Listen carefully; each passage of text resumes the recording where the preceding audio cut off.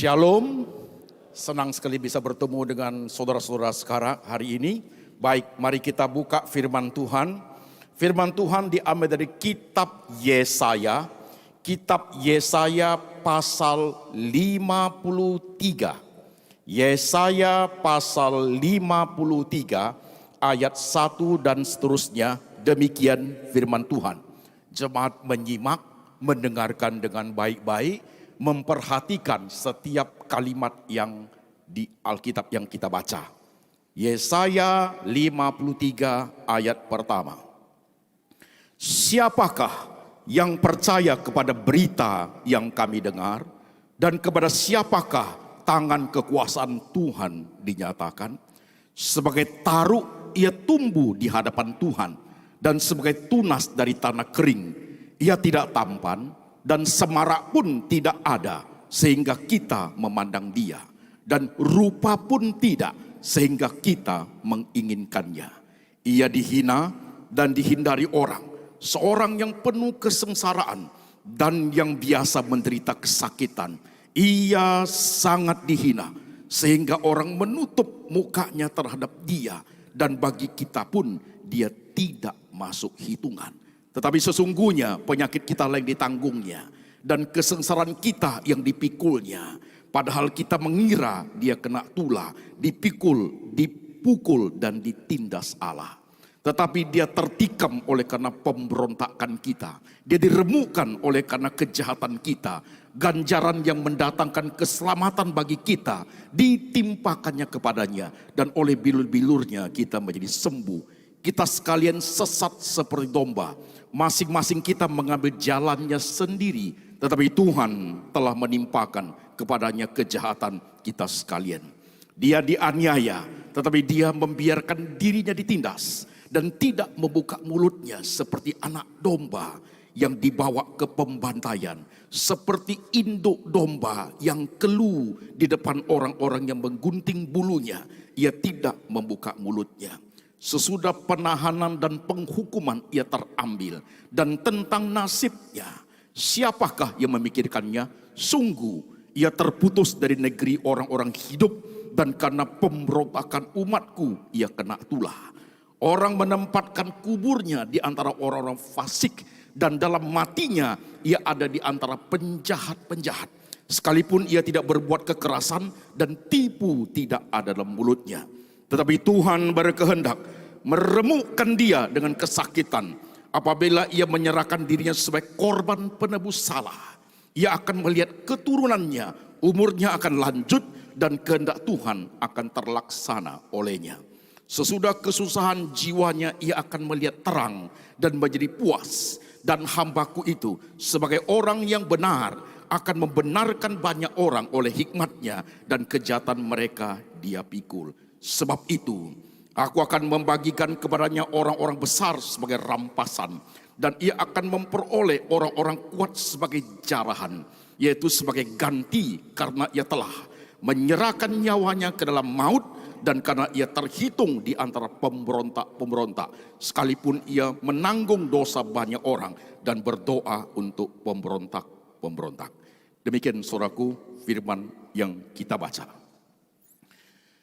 Perayaan Jumat Agung tahun 2019 ini saudaraku, khotbah hari ini terdiri dari 3 lapis saudaraku, begitu. Lapis pertama, the death of death in the death of Christ saudaraku. Kematian di dalam kematian Yesus Kristus. Lapis kedua saudara-saudara sekalian, atonement for the sinners, penebusan bagi orang berdosa. Lapis ketiga saudaraku, perseverance of the believers, suatu pemeliharaan kepada orang percaya sepanjang zaman kekristenan saudaraku. 3 lapis khotbah ini, 3 lapis ini menjadi suatu ibadah Jumat Agung pada tahun ini saudara sekalian.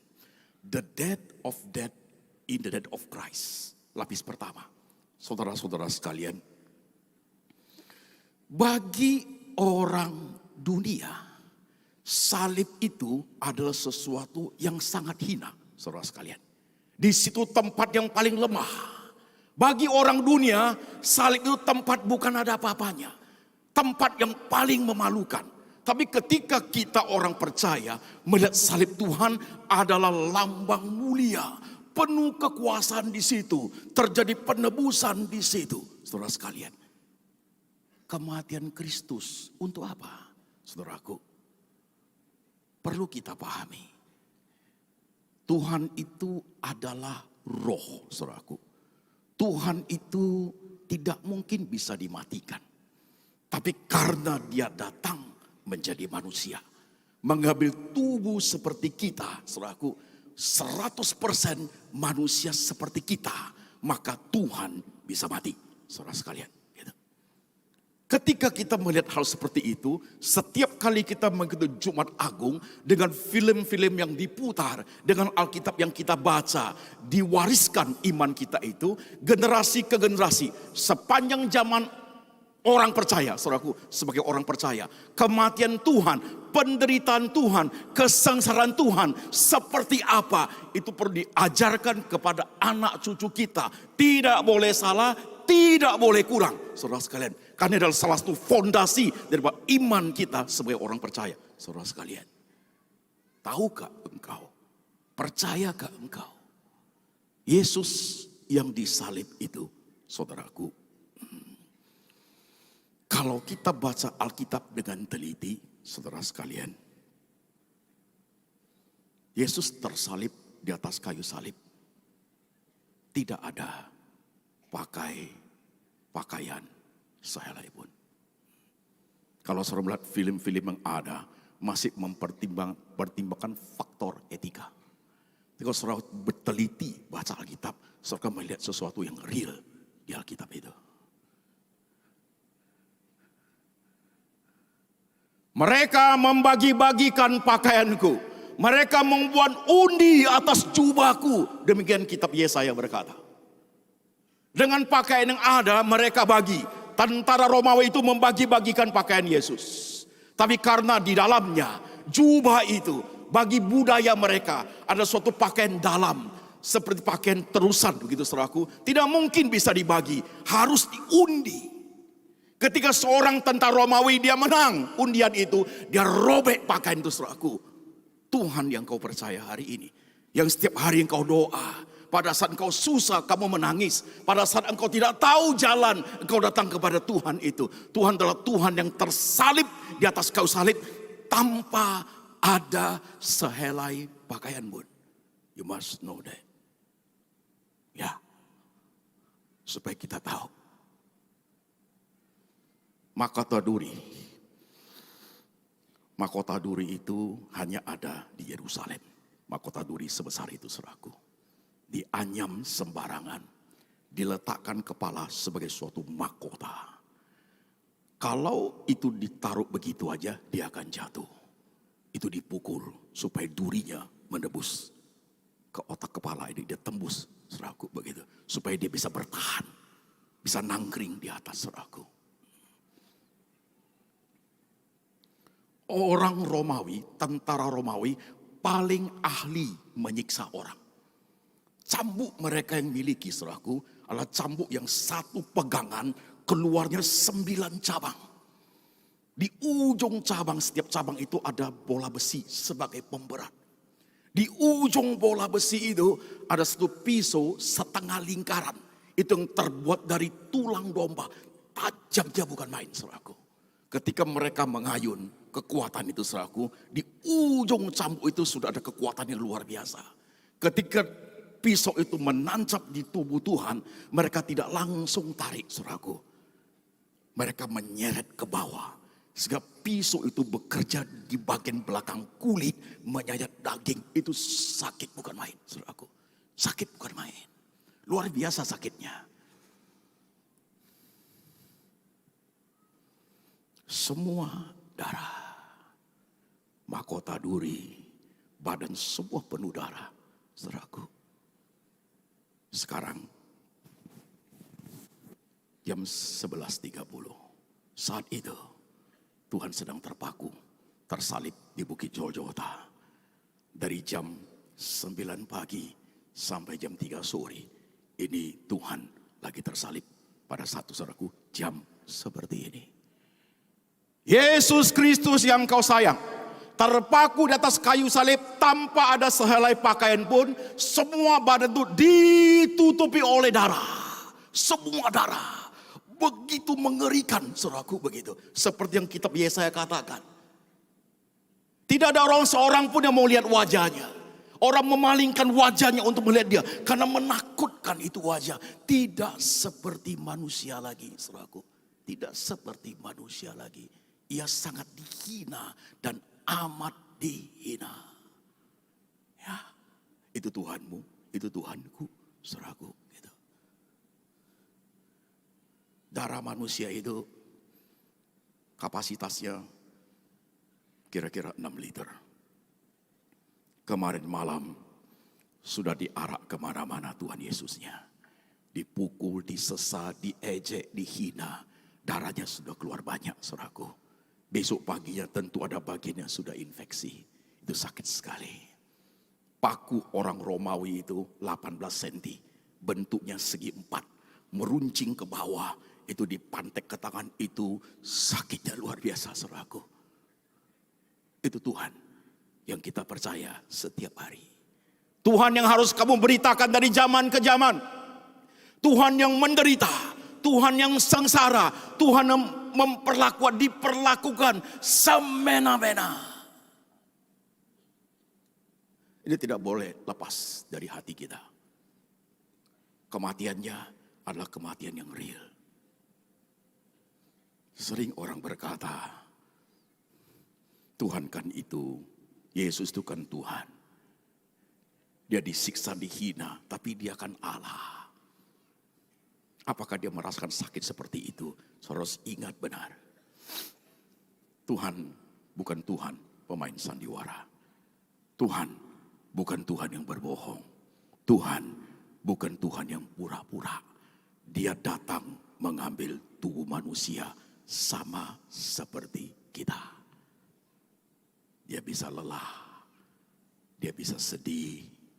Dia bisa menangis. Ia bisa tertidur, saudaraku.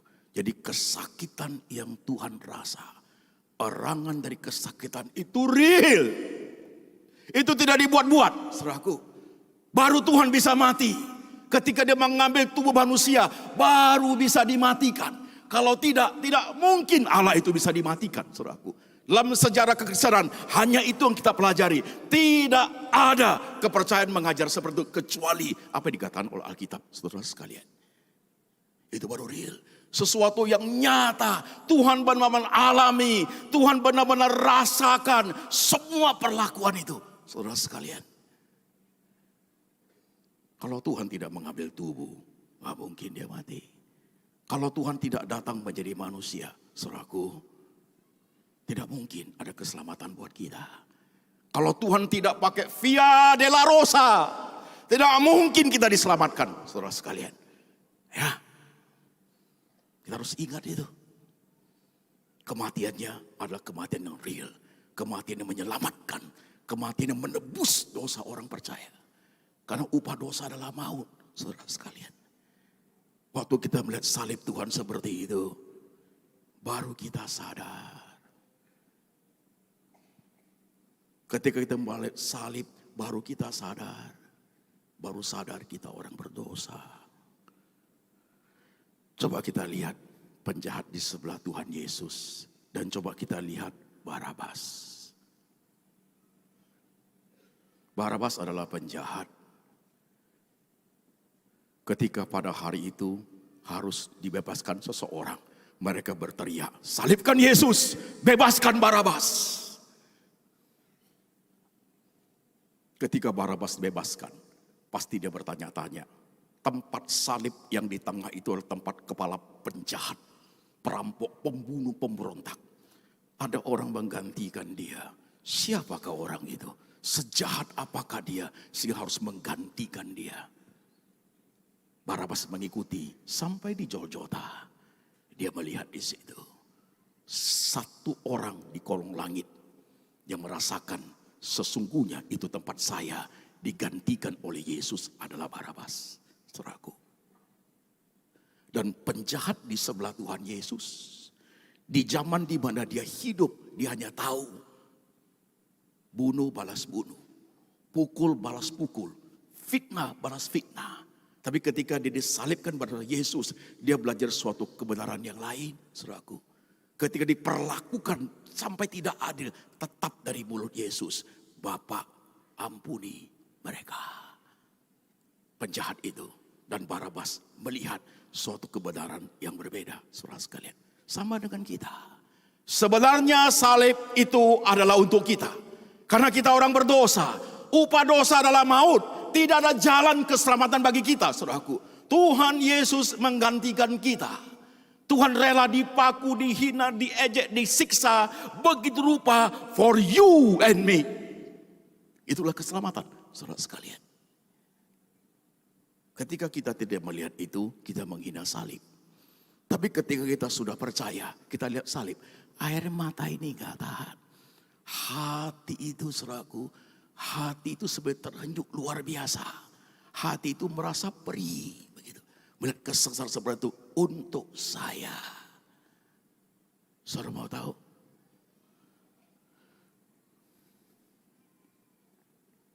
Di kolong langit ini, gak ada manusia yang mau berkorban segala-galanya untuk sesuatu yang tidak berguna. Gak ada, saudaraku. Demikian pun Tuhan. Jikalau ada orang berkorban segala-galanya, saudara sekalian, pasti untuk sesuatu yang dia merasa paling mahal, baru dia mau, saudara sekalian. Siapa saudara dan saya? Orang berdosa. Waktu kita lihat salib baru sadar kita orang berdosa. Waktu lihat salib baru kita sadar siapakah aku ini. Tapi Tuhan membuat kita menjadi berharga, saudara sekalian. Kau percaya Tuhan sebagai juru selamat. Sadar akan dosa ketika melihat salib. Sadar akan dosa melihat tempat kita digantikan. Replaced by Him. Digantikan oleh Yesus Kristus. Oleh karena pemberontakan kita ia tertikam. Oleh karena kejahatan kita, ia kena tulah. Tanpa Yesus di atas kayu salib, tidak akan ada keselamatan buat umat manusia. Tidak ada keselamatan buat kita. Kita mati dalam dosa. Seperti penjahat yang di sebelah. Tuhan Yesus yang di sebelahnya lagi. Dia mati dalam dosa. Tidak ada keselamatan buat dia. Saudara sekalian. Sadarkah kita akan hari ini? Keselamatan yang kita raih itu semata-mata hanya karena anugerah Tuhan. Yang hari ini mulut kita boleh ngomong, Yesus juru selamatku, semata-mata hanya karena karya Yesus di atas kayu salib. Jikalau tidak ada itu, tidak ada keselamatan bagi umat manusia. Saudara sekalian. Sekarang kita masuk ke lapis ketiga. Tadi lapis pertama, kematian yang menyelamatkan. Lapis kedua, dengan kematian itulah aku dilayakkan. Aku mahal di mata Tuhan. Dilayakkan boleh menerima anugerah itu. Menjadi warga negara sorgawi. Lapis ketiga, setelah aku percaya dalam perjalanan hidupku. Aku mengarungi dunia yang aku hidupi. Penuh dengan tantangan dan kesulitan. Bagaimana aku bisa memahami dari salib Tuhan Yesus. Perseverance of believer. Jikalau Tuhan mati untuk menebus dosa. Jikalau Tuhan mati untuk keselamatan kita. Pasti Tuhan pelihara sepanjang hidup kekristenan kepercayaan kita, saudaraku, di tengah pergumulan itu. Yes. Pemeliharaan Tuhan dari atas kayu salib. Sekarang pertanyaan sederhana. Kalau saudara melihat salib seperti itu, saya mau tanya, saudaraku, apa yang Tuhan tidak berikan kepada engkau? Apa? Ada satu yang tersisa dari diri Tuhan. Mahkota, jubah kebesaran. Apa yang ada tersisa dari Tuhan? Tidak ada satupun yang tersisa. Nothing left. Tuhan itu habis-habisan. Saudara sekalian, habis-habisan. Kalau mau pakai istilahnya, hancur-hancuran. Saudaraku, ya, gak ada satu bagian pun dari Tuhan, diri Tuhan yang tersisa untuk seorang saya. Semua dia beri. Mau dihina, mau diejek, mau dikucilkan, mau dijebak orang, mau dijual oleh muridnya, lahir dari keluarga tukang kayu, tinggal di keluarga miskin, lahir dari kandang binatang, saudaraku. Tidak ada yang tersisa dari Tuhan. Tidak ada yang tersisa. Inilah tubuhku, inilah darahku. Tubuhnya hancur, darahnya tercurahkan, nothing left.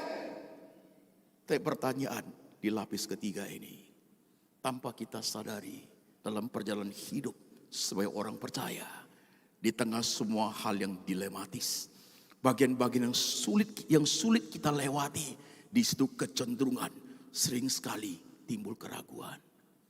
Muncul, kita mulai menyalahkan Tuhan. Kita lupa akan salib itu. Kita lupa bagian itu, saudaraku. Kita lupa pengorbanan yang seluruhnya. Tapi kita masih selalu belajar untuk mengerutu dalam hidup ini. Coba pikir pelan-pelan. Coba pikir pelan-pelan. Saudara kurang apa dalam hidup ini? Tuhan pelihara. Dari salib itu, pemeliharaan Tuhan itu sempurna.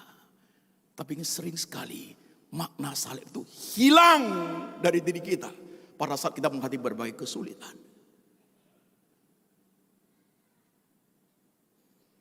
Kau merasa susah hidup ini? Kurang sukses? Miskin? Sakit? Diperlakukan tidak adil? Tidak dihargai? Merasa kurang dalam hidup ini? Coba lihat salib Tuhan. Coba pelan-pelan menyimak salib Tuhan. Yang ada selalu kita menuntut dan menuntut Tuhan. Mungkin hari ini pada saat kita ikuti Jumat Agung ini, sebelum kita datang, hati kita sudah rasanya apa yang saya dapat dari Jumat Agung ini. Saya butuh ini, butuh ini, butuh ini. Mungkin juga saudara merasa, kenapa jadi orang Kristen pertanggungjawaban imanku menjadi begitu berat ya. Saya tidak boleh ini, tidak boleh ini, tidak boleh itu. 5 salib di Bukit Golgota. 3 salib kelihatan.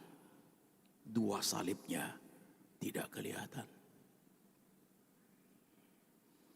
Yang menebus dosa membuat engkau dan aku berharga ada di tengah.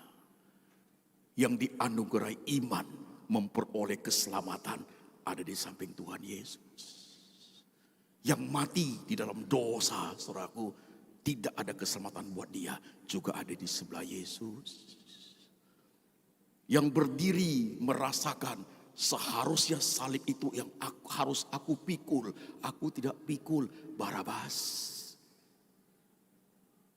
Salib yang kelima yang tidak kelihatan, Simon dari Kirene.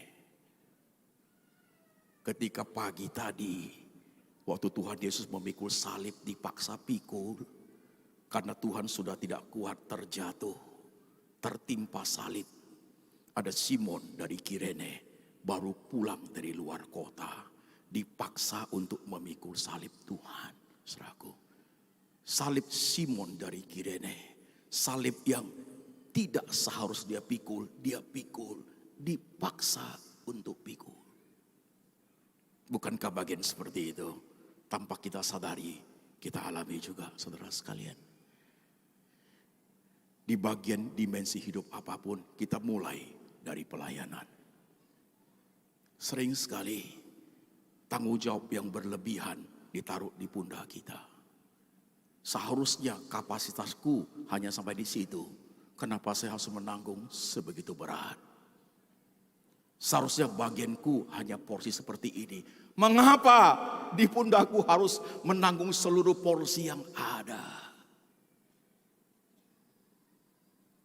Seharusnya aku sudah bebas. Kenapa aku justru harus menanggung salib yang tidak perlu aku pikul? Kita kembangkan sedikit ke masalah hidup saudara. Mestinya bukan aku yang nanggung loh Pak, keluargaku ini. Kenapa justru aku menjadi tulang punggung keluarga? Mestinya suami loh Pak, Mestinya papaku yang menanggung. Karena aku anak tunggal, anak pertama. Aku harus pikul salib begitu berat. Ya. Saudara melihat hal bagian itu dalam hidup. Dari salib Tuhan itu keluar impact yang begitu besar sampai ke seluruh dimensi hidup. Tapi tahukah engkau, setelah Simon dari Kirene dipaksa memikul salib seperti itu, yang tidak harus dia pikul, yang tidak perlu dia pikul, yang seharusnya tidak menjadi kewajiban dia, karena terpaksa, dipaksa orang.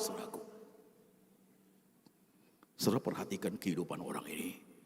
Zaman seterusnya setelah ia mati, dari generasi ke generasi daripada Simon Kirene, tumbuh orang-orang yang punya imannya raksasa iman.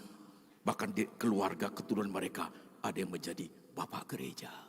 Can you imagine? Kadang kita tidak pernah terpikir sampai di situ. Kita hanya mengeluh. Kita merasa beban ini terlampau berat. Kita merasa salib di pundakku terlampau berat. Kita merasa aku tidak wajib untuk memikul seperti itu. Tapi hari ini kau lihat baik-baik salib Tuhan, saudaraku. Di tengah semua dimensi hidup, pergumulan yang saudara alami hari ini. Sering sekali iman Kristen, banyak era yang terjadi saudaraku. Di tengah pergumulan yang sulit, orang menjauh dari Tuhan. Menjadikan orang percaya itu tinggalkan Tuhan. Menjadikan orang percaya itu kecil hati. Menjadikan orang percaya itu seraku luka batin. Menjadikan orang percaya itu imannya tidak stabil. Tapi ketika kita memahami salib Tuhan, mestinya tidak demikian, saudaraku. Salib menjadi lambang mulia. Salib menjadi teladan buat kita, saudaraku. Ia taat sampai mati. Ia mengambil rupa seorang manusia, bahkan menjadi hamba, merendahkan diri menjadi hamba sampai taat mati di atas kayu salib. Semestinya di tengah kehidupan yang kita hadapi yang tidak bagus kita alami itu tidak membuat kita menjauh dari salib. Mestinya kita cepat berlari ke kaki salib Tuhan. Makin sulit hidup ini, tantangannya makin besar, lebih erat kepada Tuhan. Mestinya begitu. Itulah kemenangan salib semestinya. Maka rasul-rasul itu berkata, apakah yang bisa memisahkan kita dari salib Kristus? Kesakitankah itu? Penderitakan itu? Penganiayaan itu? Kemiskinankah itu? Ketelanjangankah itu? Tidak ada satupun yang bisa memisahkan kita dari salib Kristus. Itu iman sejati, saudaraku. Yes. Tapi lihatlah zaman kita. Lihatlah diri kita sendiri. Apa kita still stabil di situ atau sudah terjadi perubahan? Karena yang kita minta, yang kita harapkan tidak terjadi. Kuasa salib itu memberikan banyak hal dalam hidup kita, saudaraku. Tidak ada satupun yang tersisa dari Tuhan. Lantas, apa yang kita kurang? Tak ada yang tersisa. Tuhan memberikan semuanya. Kalau sudah Tuhan memberikan semuanya, adakah Dia tidak pelihara engkau? Tidak mungkin. Kalau Tuhan berkorban segala-galanya untuk kita yang amat berharga di mata Tuhan, adakah Dia tidak peduli akan kehidupanmu? Tidak mungkin. Hanya karena pemahaman salib yang keliru membuat kita kecewa sama Tuhan, saudaraku. Yes. Hari ini kita lihat baik-baik, saudaraku. Setiap kali engkau menyesali hidupmu, setiap kali kau merasa hidup ini kurang, pandanglah salib Tuhan. Lihatlah pengorbanannya. Maka kita merasa, Tuhan, ajarku mengerti hidup ini. Ajarku untuk memikul salib yang harus aku pikul. Kau dicela orang, dihina orang, dikucilkan orang, diperlakukan orang tidak fair. Pandanglah salib Tuhan. Kau sebagai pemimpin besar, merasa salibmu begitu berat. Lihatlah salib Tuhan. Kau merasa kenapa aku tanggung begitu berat? Lihatlah salib Tuhan. Sejarah kekristenan itu akan kuat. Generasi-generasi akan kuat ketika tentang Jumat Agung itu. The death of death in the death of Christ dipahami dengan baik. Tuhan sudah mati buat kita. God is dead for you. Tak ada orang mau seperti itu. Pengorbanan seluas-luasnya, sebesar-besarnya for you. Waktu sadar itu, baru lihat. Hati ini baru terpikir, pikiran baru terbuka. Terima kasih Tuhan, Kau baik. Kau sangat baik. Umur setua, mungkin saudara 80 ke atas. 85 tahun engkau sudah percaya Tuhan Yesus. Saya tutup dengan satu ilustrasi kisah hidup seorang bapak gereja. Pada zamannya dia melayani umat orang Kristen, mengajar dengan baik, tapi dia dianggap ajarannya sesat. Dia ditangkap. Kemudian akan dijatuhkan hukuman, dibakar hidup-hidup. Hanya ada satu syarat meloloskan dia, yaitu tarik semua ajarannya. Selaku maka dia boleh bebas. Bapak gereja pada saat itu sudah tua sekali. Orang yang sudah tua sekali. Wajah pun sudah keriput, tangan pun sudah keriput. Malam itu dia duduk sendirian di satu meja kecil. Ada satu lilin di situ. 80 tahun lebih dia percaya Yesus yang tersalib mati untuk dia. Pengabdian dia selama ini mengajarkan kebenaran kepada orang-orang percaya. Hari ini dia diperhadapkan dengan suatu hal yang sangat sulit. Tarik ajaran bebas. Tidak tarik ajaran, besok dibakar hidup-hidup. Dibakar hidup-hidup. Teringat akan kata itu, ada lilin di depan meja. Dia coba mengeluarkan tangannya yang tua itu, menyentuh lilin itu. Sakit sekali. Sakit sekali. Lilin itu, api itu sakit sekali. Dan besok bukan hanya jari, tapi seluruh badan. Apakah kebaikan Tuhan selama ini? Pengorbanan Yesus seluas-luasnya. Kematian Tuhan yang benar-benar mati. Yang membuat dia hari ini kau menjadi seorang hamba Tuhan. Harus dia pungkiri, dia sangkal oleh karena kematian dibakar hidup-hidup. Sulit bagi dia. Sulit bagi dia melupakan cinta, kebaikan, pengorbanan daripada salib Kristus. Besok paginya ketika dia sudah diikat di tiang itu kayu yang sudah penuh dengan minyak itu, obor sudah dihidupkan. Terakhir kali mereka menangkap dia, bertanya satu pertanyaan. Terakhir buat engkau, tarik ajaranmu maka api tidak dinyalakan. Orang tua ini, dia tidak menjawab lagi. Dia melihat ke atas, dia nyanyi. Glory, glory, glory. Api nyala, saudaraku. Mungkin kita tidak sampai ke bagian seperti itu. Ya. Tapi pertanyaan saya, kemiskinanKah, penderitaankah, kepahitankah, kekurangankah, semua itu apakah memisahkan engkau dari salib Kristus? Sekali-sekali jangan. Nanti pada saat engkau pegang roti dan cawan Tuhan, badan Tuhan, darah Tuhan, tidak ada tersisa, semua dikorbankan buat kita. Hari ini engkau janji sungguh-sungguh menjadi orang Kristen yang baik. Pelayanmu sungguh, karena kau tak pernah lagi untuk memahami hal seperti ini. Oleh karena pemahaman seperti ini, saya menjadi pendeta. Oleh karena mengerti seperti ini, saya menyerahkan hidup saya untuk menjadi hamba Tuhan. Memberikan Kristus yang tersalib itu, sampai suatu hari Tuhan panggil saya pulang. Tidak tergantikan. Kesulitankah itu? Tantangankah itu? Kemiskinankah itu?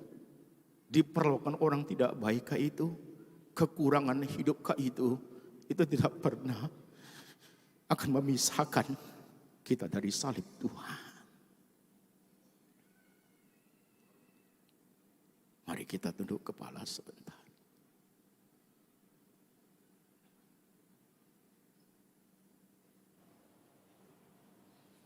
Lihat dirimu sendiri. Gak usah lihat orang lain. Kalau engkau percaya, seperti kitab Roma mengatakan, dengan mulut mengaku, hati percaya, kau diselamatkan.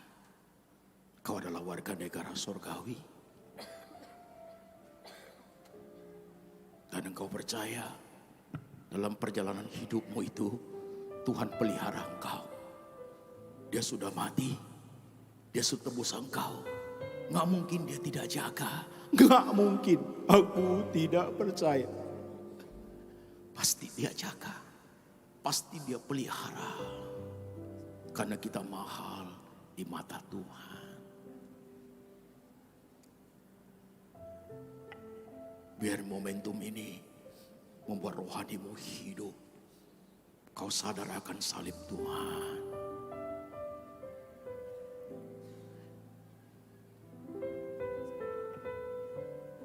Kau doa sendiri-sendiri.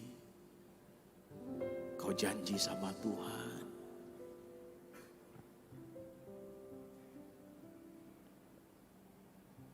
Kau akui mungkin ada kelemahan, kekurangan. Kau minta ampun. Mungkin selama ini kamu curiga. Kamu ragu-ragu sama Tuhan. Karena engkau susah. Kau minta ampun.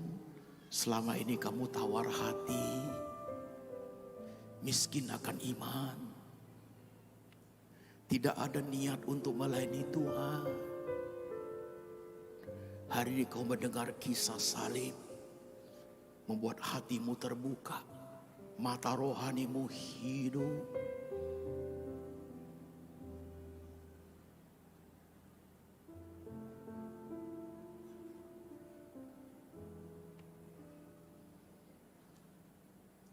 Saudara berdoa. Nanti kok roti dan cawan Tuhan lewat. Saudara ambil.